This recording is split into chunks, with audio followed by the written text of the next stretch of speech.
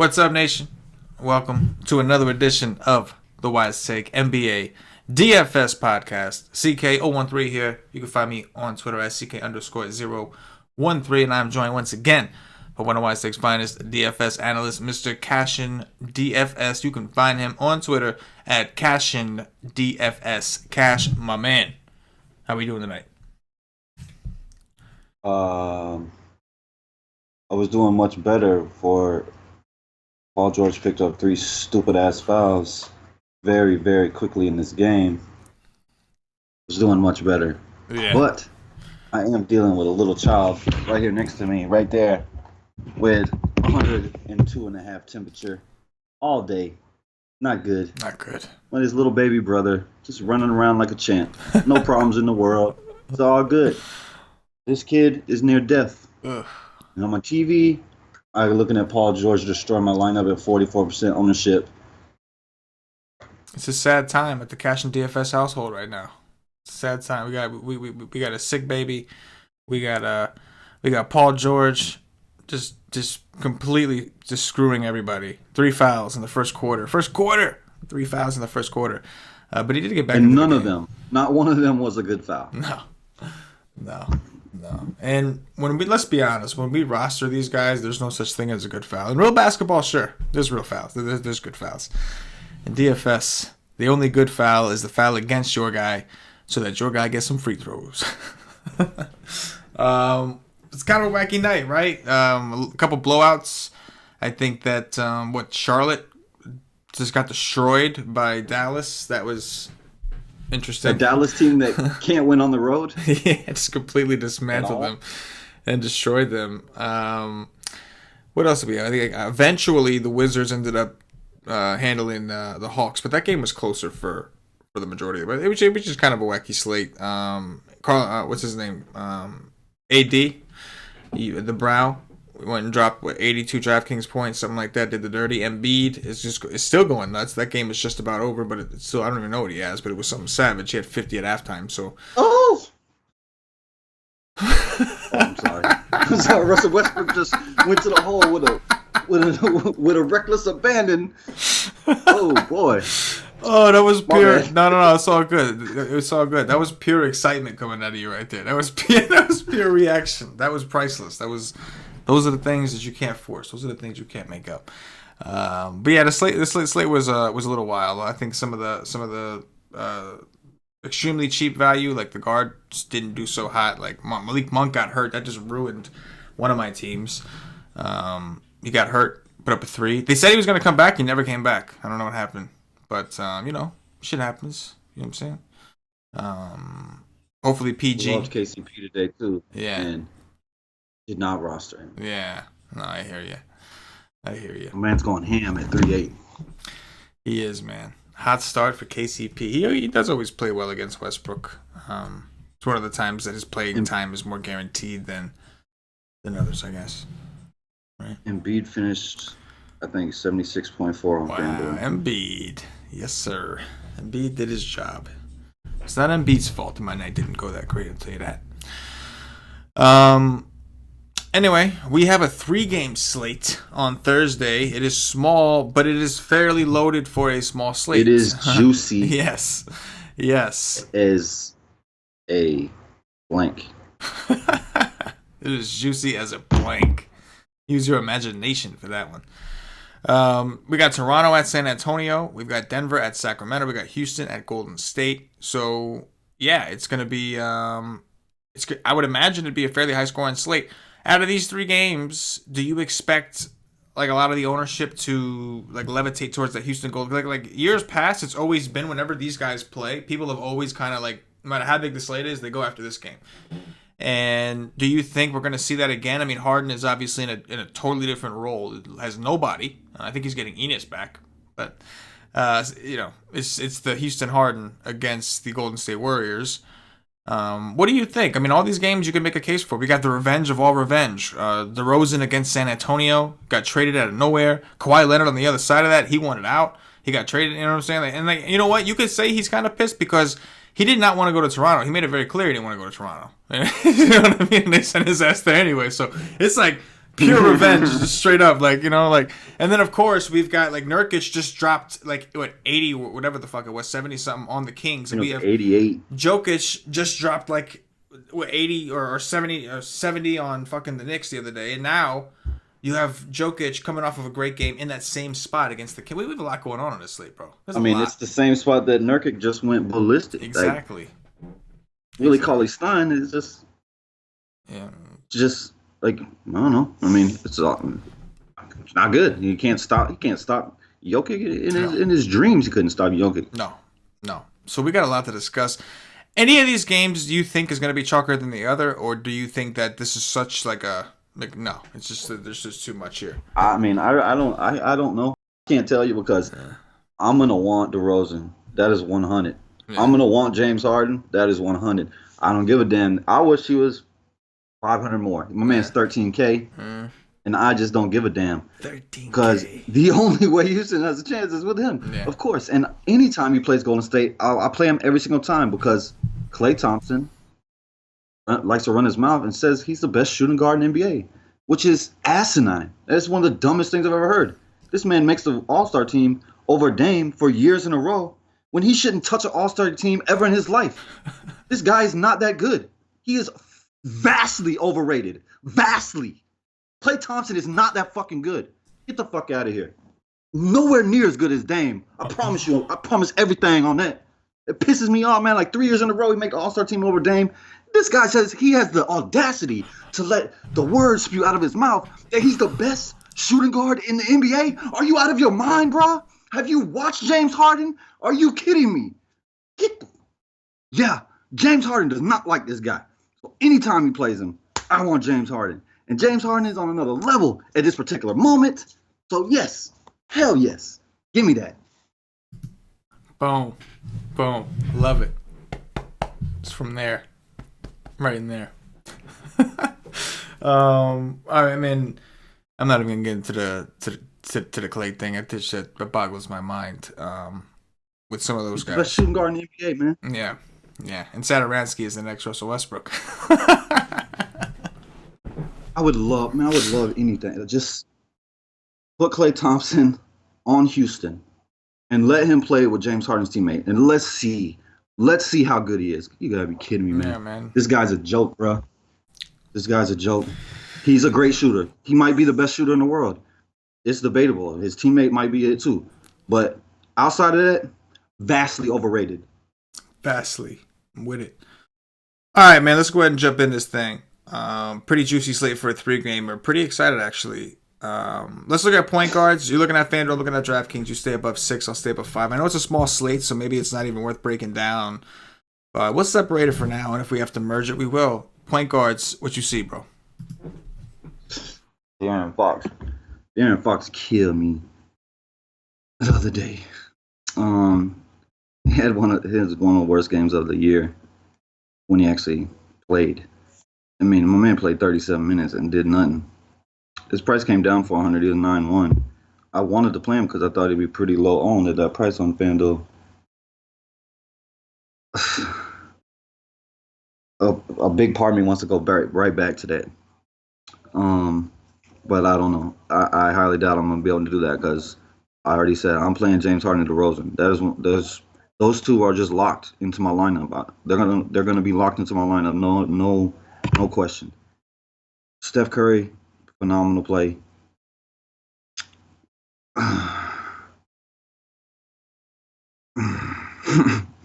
You know who's not a phenomenal play? Derrick White. My man has been playing really well though. I will give him that. But it's a price thing. 6'1". You just can't sneak into my lineup at 6'1", and that's easy. But Jamal Murray could go pretty low owned. But I don't know. For a 3-game slate, maybe. But it's so good matchup for him against Sacramento. Like he could put up another 60 like he did a couple games ago. All three of those are good options, I think. All three of them top guys on FanDuel. Jamal Murray, Fox, and Curry. Yeah, it's a pretty loaded 3-game slate. So I'll save Harden for shooting guard. I'll start off with Steph Curry, 9.5. Pretty good spot. No Chris Paul. everything else. My issue here is I don't know. I kind of find it hard to. I wonder how close Houston can really hang in there. They're missing some. I mean, they have the thing where I think their best bet is to go with Harden Capella the combo. Just try because they're weak at the center, so they could use Capella more to exploit if Harden can feed him the ball. But outside of that, you're just relying on guys whose job is just to stand there and shoot. I mean, Austin Rivers played 41 minutes and had an 18 on DraftKings because he only shoots the ball when James Harden tells him to shoot the ball. And it's just, I don't know, it's tough. I mean, if you're going that route, sure. But the Houston side would be the side you would want the most of. There's less mouths. You know where you're going, right? If you're playing Houston, if you think Houston's hanging in this game, you already know where you're going. You're going to Harden.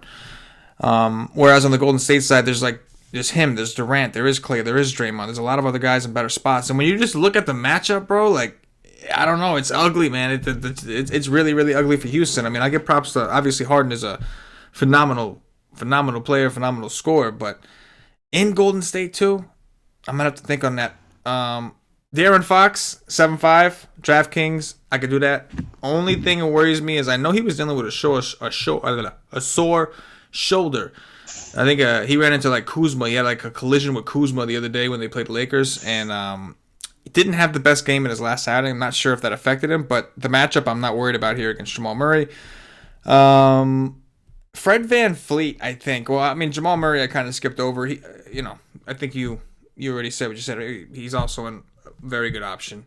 But Fred VanVleet at 5'7" does draw my attention. Against the Spurs, we like to attack the Spurs with point guards and centers particularly. There are a couple of players one player from each team that I know we're going to like a lot. But I do think that VanVleet at 5'7" in a pretty good matchup in a game that I think is going to be competitive. I really do. I really think it's going to be competitive. We've got the revenge narrative going. I expect the guys to play well. And for the Spurs, right now Toronto is really struggling against bigs. They do have guys that they could put down there. So we'll talk about that at center. But I think this game could be competitive. I do think I like VanVleet a little bit. But yeah, like you said, man, all those top options like Fox, Curry, Murray are all going to be in place. It's going to be a matter of deciding how you think the game script's going to go. Take us down to Value Town. What do you see down there? Russell Westbrook and Steven Adams are going off right now. I see VanVleet, but I can't play VanVleet at this particular moment. The guy just shows no upside whatsoever. The team is really deep, and he just concedes to Kawhi and let Kawhi do everything. So he's 5'7". I can't play him. I'd actually rather play Derrick White. I'd rather play Forbes. But I like Livingston because he's 3'6", and I'm going to need all the value I can find. And I like Forbes because he's 4'4", and I'm going to need all the value I can find. That's the two I like. I know that's the issue, bro. The issue is we need to save the money. I'll save some of these guys for shooting guard. I'll start with Derrick White. He's only 4'7" over here. That's not as bad. My problem with Derrick White on FanDuel, like you said, the price is outrageous. My problem on DraftKings even is he's been shooting pretty efficiently, and he hasn't done a whole lot of anything else. In his last game, he shot 8 for 9 from the field, 2 of 2 from 3, 3 rebounds, 3 assists. He did have 2 blocks and a steal, which are nice, but those aren't really things you can count on a regular basis. So Derrick White at 4'7" is okay, but I do think I prefer Forbes, who just played a ton of minutes in that last game. 38 minutes against Boston. He shot 6 for 14, didn't shoot as well. He could have put up just as good of a game.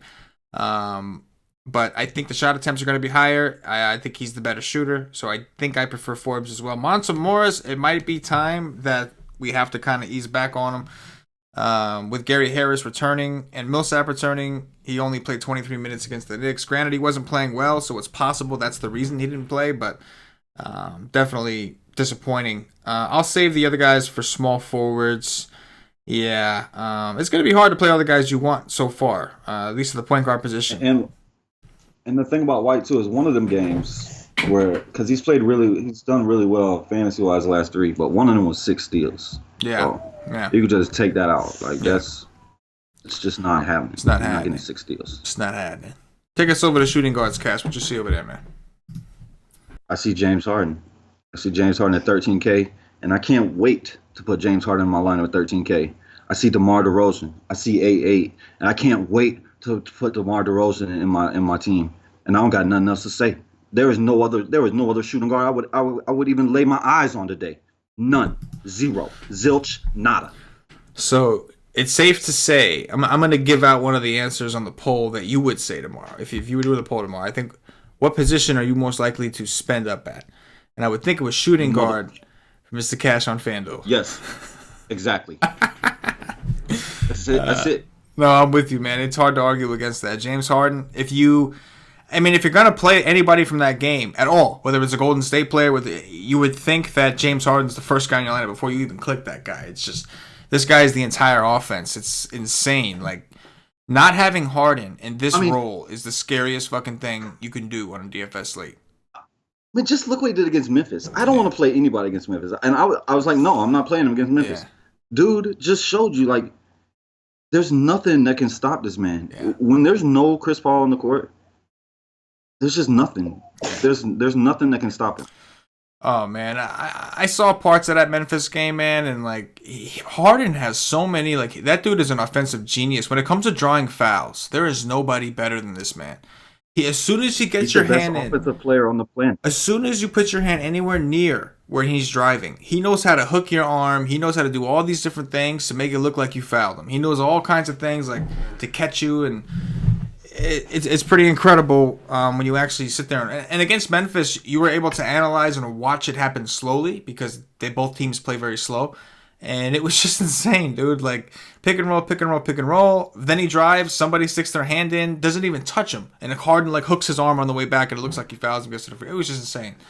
It really was. I mean, but I got to say, man, like, I think people are going to want that game a lot, rightfully so. I'm sure it's going to have a high total. I haven't even looked at the totals. I'm sure it's going to have a high total at Golden State. But I don't know, man. I just look at the comparison with Houston and Golden State right now, and I tell you, if the game's gonna stay close and Harden's going for 100, I mean, he might break a fucking record in fantasy points because he's gonna have to. He just doesn't have any help right now. So I don't know, but DeRozan for sure. That's not a question for me. 7-8 on DraftKings. We talked about this a little bit before the show. He didn't want to get traded. Like, he was cool. Everything was fine. He was happy there. Had his boy Lowry. They were cool. He was very pissed about it. And they just fucking, like, literally just swapped him out and was like, hey, sorry, bro, we had an opportunity to get a player we thought was better than you. And it is. I'm not going to argue that. But he is. We had to make, he is better. Yes, exactly. But we had to make, but they made the switch. But, DeRozan did not see that coming.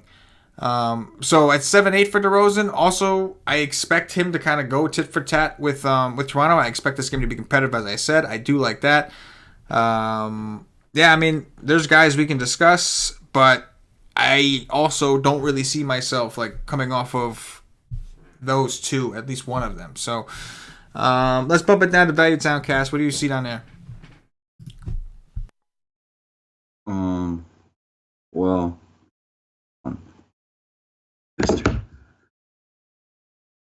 they raised the prices on my guys. Like, Iman Shumpert has been like 3.8 for the longest, 3.9 and 4.7. Malik Beasley, this guy's 4.9. Andre Iguodala is 4.8. Like, I could go to Danny Green because it's also revenge there too. He's a shooter and he's used to that building. He's 4.2.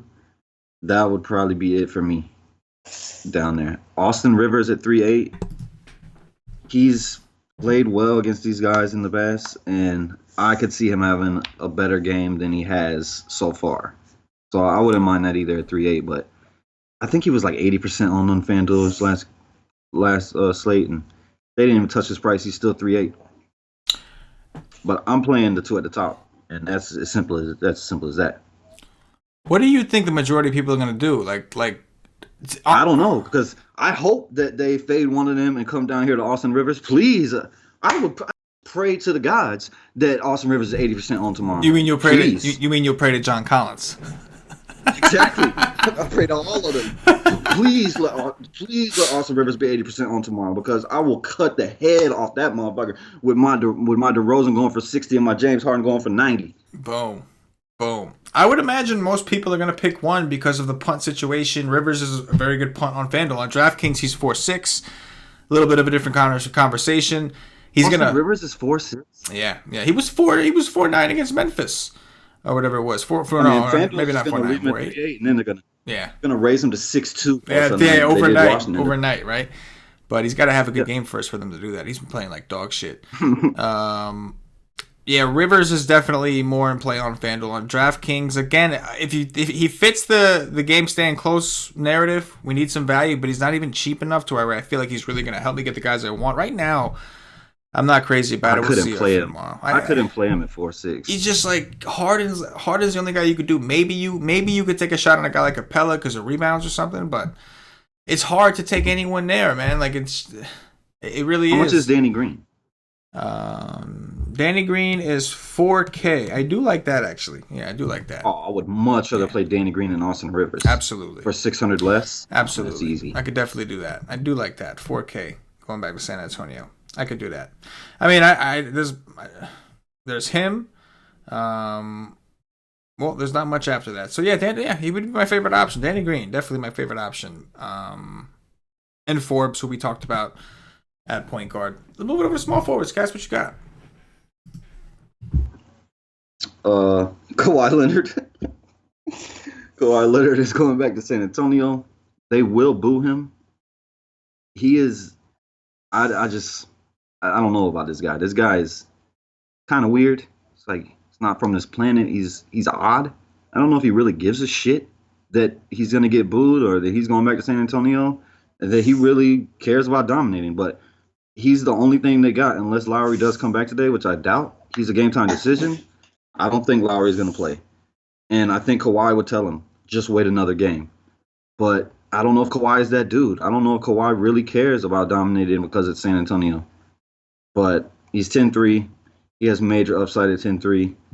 He's coming off of his career high in points. I believe it was 45. I could see him putting up another. And he didn't even score that many fantasy points. It was weird. Normally, if Kawhi is scoring 45 real points, like this guy's going to go ham. Because he's going to get steals, rebounds, assists, blocks. And he really didn't do nothing. I think he only had 50. Let me look. I think he only had 51.7 FanDuel points. And he scored 45 points. He pretty much did nothing out there. So if he's going to score 40 points, I would think he's going to go for 65 fantasy points, 60 at least. So I do like that. He would be the top option. KD, fantastic option himself. I can't play Bielicha at this price. He's coming off a massive game. I just don't trust a guy that I know for a fact that could play 20, 25 minutes. He played massive minutes the last game, but I would project him for 25 minutes way before I project him for 35 minutes. So I can't play that guy.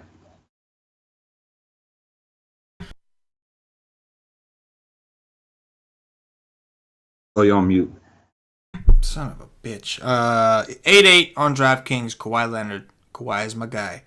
I agree. Like, I don't know. Like, he wanted out of there, and they did him a favor. But I think once he gets there and he sees some of the reaction, he did start his career there, played there for quite a while.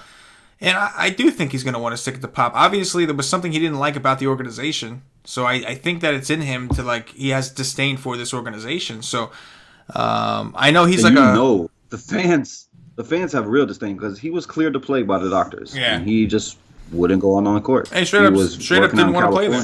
Straight up didn't want to play there. You know what I mean? And then had the nerve to be like upset when they traded him to Toronto. Like, I don't want to come here. Like, you know what I'm saying? Like, so I know he's like a quiet dude, and he's got a crazy ass, scary ass laugh. Like, I don't know, that guy, a dude with that kind of laugh, bro. Like a dude with that kind of laugh, like he's a sick dude. Like you mean to tell me a guy with that kind of laugh don't got revenge?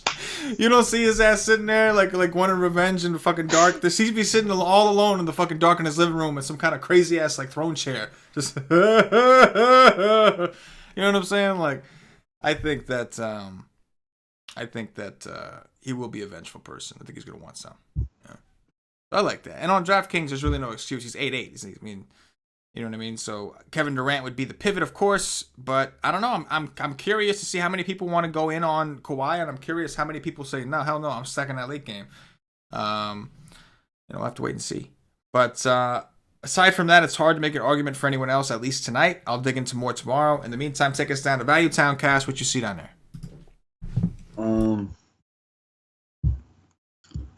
Wancho his price came down a little bit. He had just had a terrible game.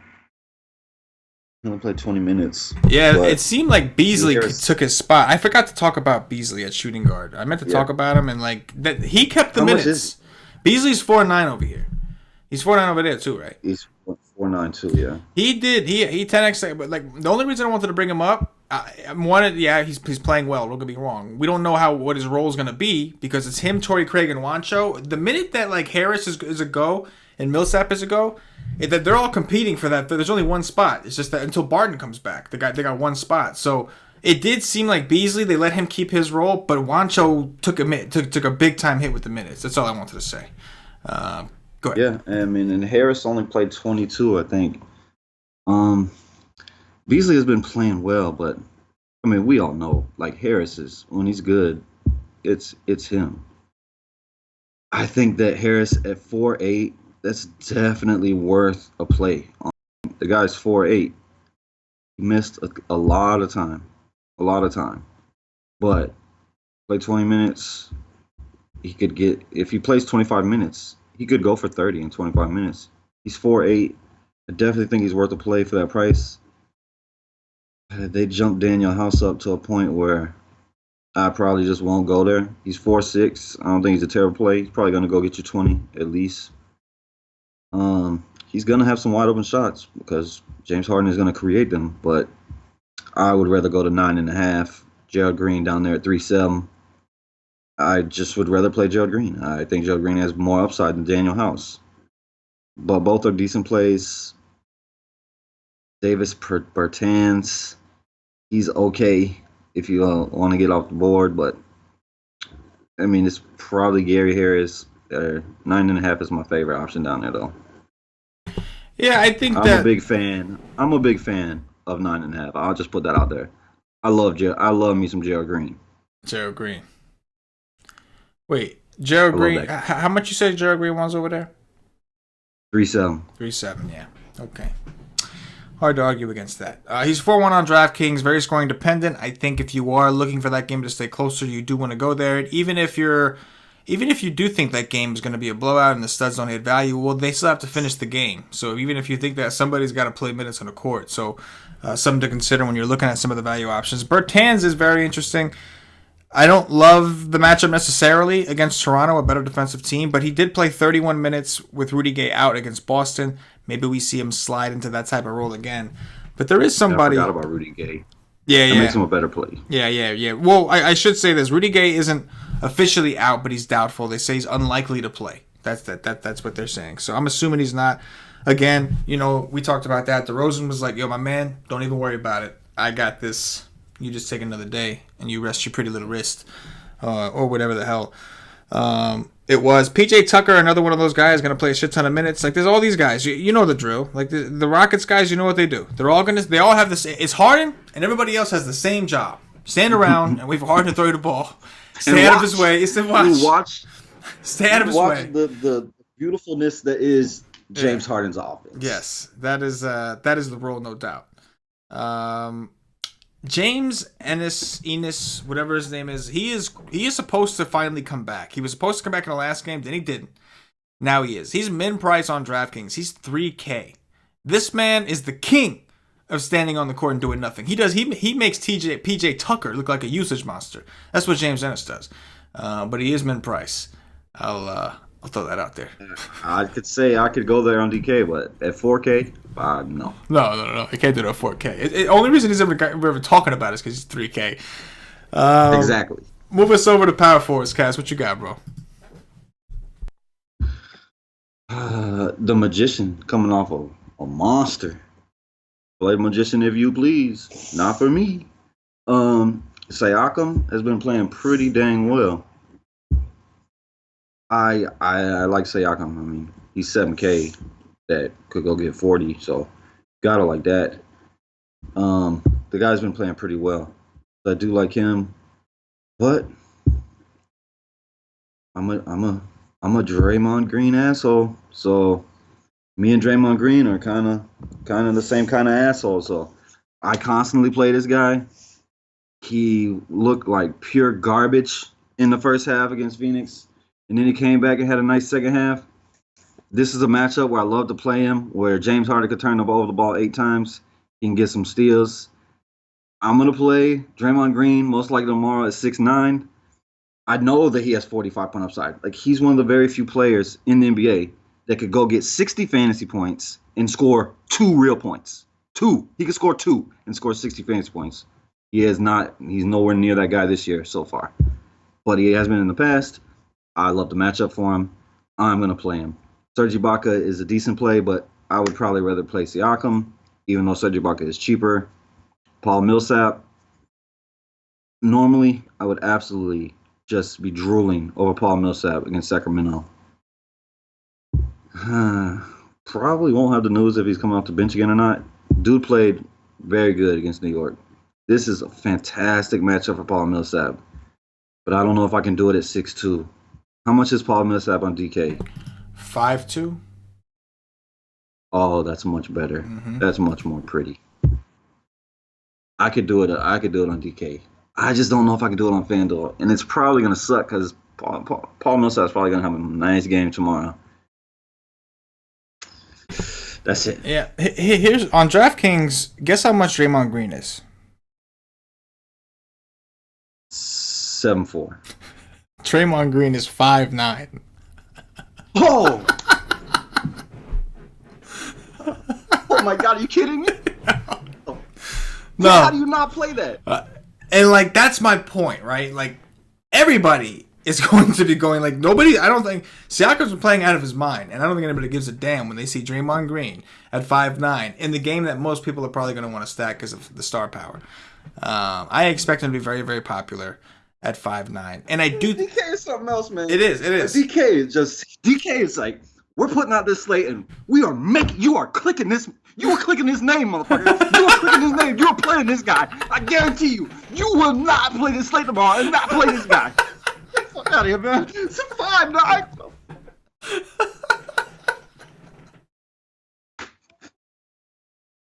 He's too loud. He said I'm sorry, too loud. DK did it to me, son. I'm sorry. My son said I'm too loud. I got. Oh, that was glorious. I do like Millsap though at 5'2" as a pivot. Should be lower owned. I'm not saying you can't play them both, but I do like Millsap at 5'2". Very, very hard to pass up on Draymond at 5'9". And you did mention Siakam is $300 more than Draymond Green. Right, granted, he has played extremely well. Not taking anything away from him. Hold on. So are you telling me Siakam is 6'3"? He's 6'2". 6'2". For Siakam, 5'9" for Draymond Green, 5'2" for Millsap. It's just hard to envision. Hey, man. I might want to play all 3 of them guys on DK. Hey, man. The prices are good, man. The prices are good. Very, very tough to pass up. Let's move it down to Value Town. What you see down there, bro? Wow. 5'9". That is amazing. I see PJ Tucker at 4'4". I mean, you already spoke on him. If he's making his 3, he'd probably do well in this game. If he's not, he's probably going to suck. But he's going to play a ton of minutes, and he's pretty cheap, so he's worth the option. Jonas Jerebko, FanDuel's lowered his price down to 3.6. We know that the guy can go get a 40. Like, we know it. He's done it. So, and 30 is definitely, I mean, 40 is pretty much out of the realm of possibility. But 30 is not. Like, he could have a big game tomorrow and score 30 fantasy points at 3.6. So how do you not plug that in on FanDuel where you get to drop a score? So it's probably going to be Draymond Green and Jonas Jerebko for this guy. Fair enough. Let's see. So we talked about Bertans already. I think Kevon Looney, I didn't like the fact that he only got 13 minutes in that last game against Phoenix, but he had 4 fouls also. Prior to that, it wasn't so bad. 25, 28, 27. I know Capella, we anticipate Capella having higher usage, but the numbers show that he does not have higher usage with these guys off the court, and that's what we're seeing. It's like Harden is just saying, fuck you, Capella, sorry, but I only pretend to be a team player when Chris Paul's around. Really, if it was up to me, I would not pass you the ball at all. So I think that Looney could be in a pretty good spot if Capella's not going to be overly aggressive. However, I don't know if I would want to play Looney and Capella together because I am concerned that Looney is a guy that will get aggressive on defense and will get into foul trouble. So that's a situation I want to take a look at for show. In donkeys, you can always take a chance on dare I say, Harry Giles. Probably not something I do, but he's 3-1. It'll be tempting if you're trying to jam everything in there. He's got 13. He played 13 minutes against Portland. Probably not though, because it looks like he didn't play in the couple games before that. So probably not. A guy could dream. At 3-1, I'd love to get a chance to play a guy like that, but don't think that's going to happen. All right, I don't see too much down here, bro. Take us over to centers, man. What you see over there? I just witnessed Russell Westbrook, a man that's struggling with his shot this year, just tried to do the 1 foot fadeaway Dirk Nowitzki shot and come up about 2 foot short of the basket. I say stick to a regular jumper, dude. Like, you're not Dirk Nowitzki. I see Jokic at 10-3. I'm not going to be able to play Jokic. I think Jokic will be pretty fairly low owned on FanDuel if you want to go there. I mean, he's definitely has the highest upside at the position. But I can't play him. I'm playing James Harden and DeMar DeRozan. It's as simple as that. So I don't think I'll be able to afford Jokic, but I do like him. I like Clint Capella in this matchup. He could dominate. He could dominate in this matchup. So I do like him. And paired with Harden, of course. Willie Cauley-Stein's a no for me. And that's all that's above 6. I think that I could play Mason Plumlee before Jokic tomorrow just because of the price. Mason Plumlee might beat my center tomorrow. No, I think I know who your center might be tomorrow. You got to tell me. You got to tell me his price though over there. We're on the revenge subject. We talked about Rudy Gay missing. Jacob Poeltl, right? Toronto's been struggling against centers. Yeah, right? He's playing 3-8. Only 3-8, right? Yes, if you personally are not going to be able to play Jokic, if you're not going to be able to go to the top, I think that there's merit in punting it completely. And if Poeltl does go off and it works out great, you're in a good position. And then if you did pay up for Harden, if you pay up for Durant or whoever it is, DeRozan and all these other guys that you want to pay up for, you're going to have to punt somewhere. And center outside of Jokic, it's decent, but it's nothing great. I do know that centers have been destroying Denver with Millsap out. But if Millsap does return and have a higher role, that could threaten.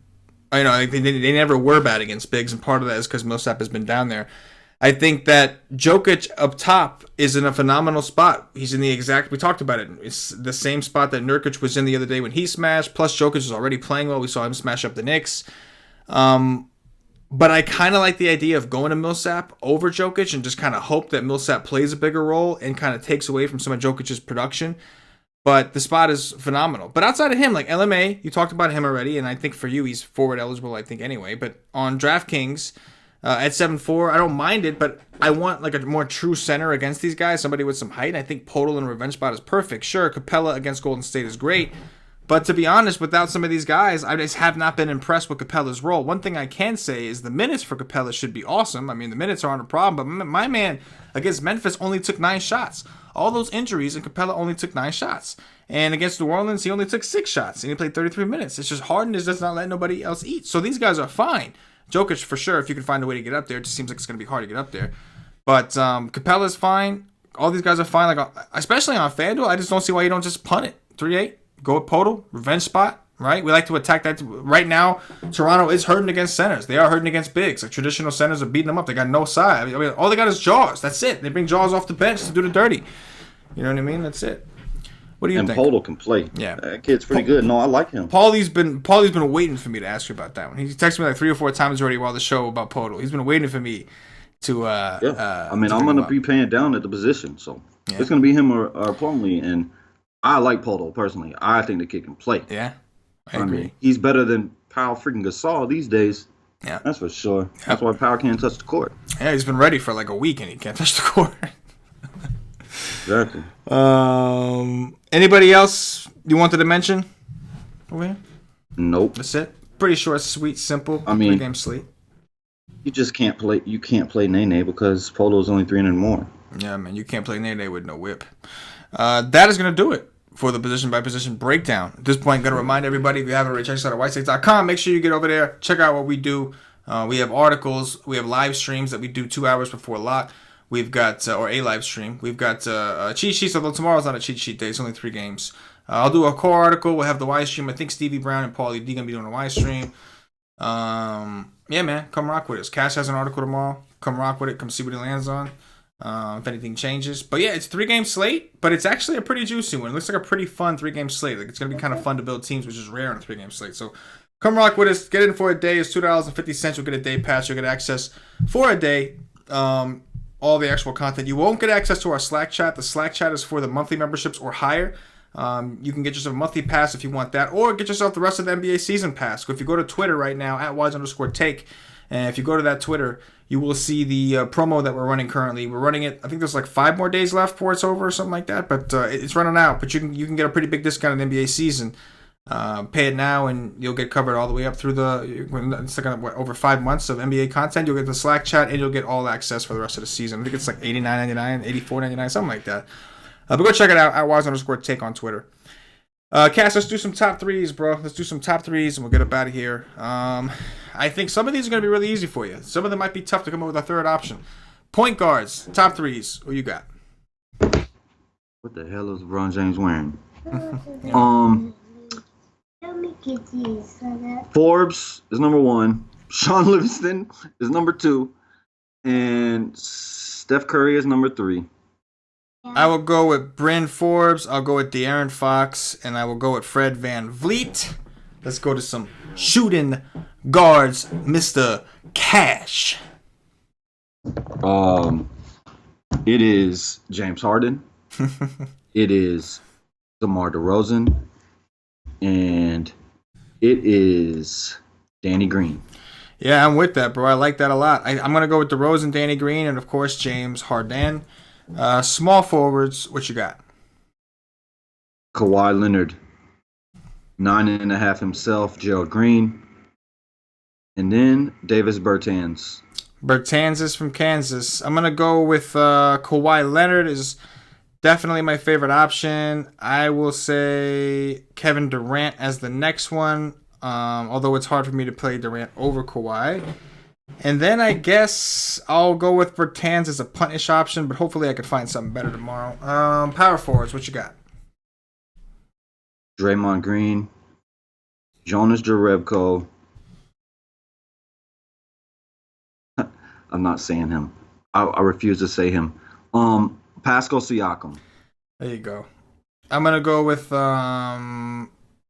what's his name? Paul Millsap, Draymond Green, Pascal Siakam. That was easy. Centers. What you got?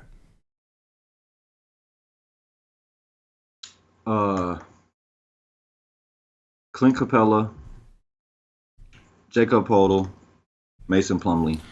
I'm going Podol, Jokic, Capella, and that is going to do it for the Why State DFS podcast. If you're watching on YouTube, please click that thumbs up, that like button, subscribe to the channel, make sure your notifications bell. This way you are notified whenever we go live. If you're watching us on Facebook, give us a like and a share to support the Why State Nation. If you're watching us on Twitch or Twitter, give us a follow, give us a retweet. And if you're listening to us on Podbean or iTunes, give us some 5-star reviews, help us up those charts. All these things really go a long way with the nation. Really help us out and allow us to keep doing this show for you guys on a regular for free. Cash, anything in closing before we get up out of here? No. Except Paul George is killing me right this particular moment. Did he draw his 4th foul? I'm not sure, but he ain't doing nothing. I think he had like a 22. Ooh, still? He had 22 at halftime. He hasn't done anything in the third quarter at all? Nothing? I got to see. I don't know. We'll see what happens. Last time you was up on Paul George, it didn't age well. So maybe now that you're down on Paul George. No, it did not. My man had 30 in 12 minutes and then finished with 10. Next 36 of them. So maybe now that we're on the downswing, maybe it'll pick up once we're on the show. For CashinDFS, for myself, the entire White State Nation, as always, good luck. Yeah.